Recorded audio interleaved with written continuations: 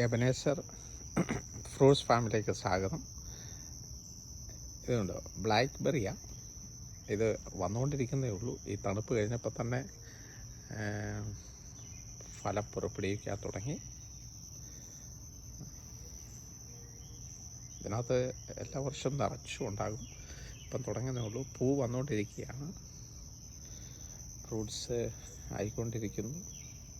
ഇത് ചുമന്ന് കഴിഞ്ഞാൽ നല്ല ബ്ലാക്ക് വരും.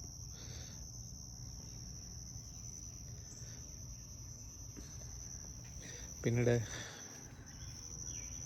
വാഴ എല്ലാ വർഷവും കൂമ്പുണ്ടാകും, കായ് അന്നേരത്തേക്ക് ഒരുമാതിരി ആകുമ്പോഴത്തേക്കിന് തണുപ്പ് വന്നുകൊണ്ടിരിക്കും. പിന്നെ അതങ്ങ് നമ്മൾ വെട്ടി തോരനൊക്കെ വയ്ക്കും. ഇത് നമ്മുടെ വേറൊരു തരം ഫ്രൂട്ട്സാണ്. ബെറി ഇത് പേരലാക്കി കിട്ടും. പിന്നീട് ചെറിയ സൈസ് മൾബറിയ. ഇത് ഫ്രൂട്ട്സ് ഉണ്ടായിരുന്നു, പിന്നെ ഇതിനകത്ത് വേറെ വരുന്നുണ്ട് ഫ്രൂട്ട്സ്.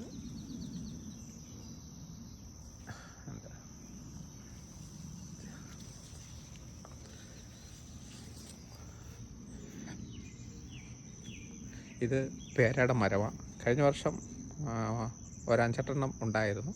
ഈ വർഷം പൂ വരുന്നുണ്ട് പേര. പിന്നീട് അത്തി, യേശു പറഞ്ഞ അത്തി. ഇതിനകത്ത് നിറച്ചും എല്ലാ വർഷവും ഉണ്ടാകും അത്തി. ഇപ്പം ഒരുമാതിരി ആയി വരുന്നു. ഇനിയിപ്പോൾ ഒരു മാസം എടുക്കും പഴുക്കുമ്പോഴത്തേക്കിന്.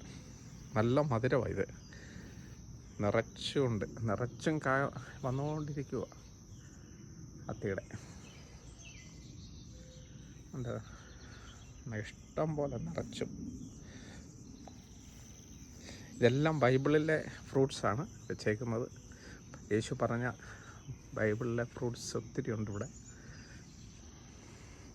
പിന്നീട് നമ്മുടെ ഗ്രേപ്പ് എന്താ നിറച്ചുകൊണ്ട് വന്നുകൊണ്ടിരിക്കുക. നല്ല മധുരമാണ്.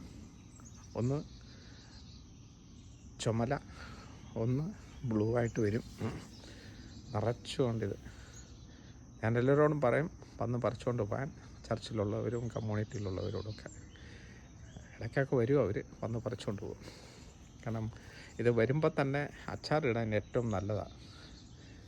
ഉണ്ട് ഫ്രൂട്ട്സ് നിറച്ചുമുണ്ട്.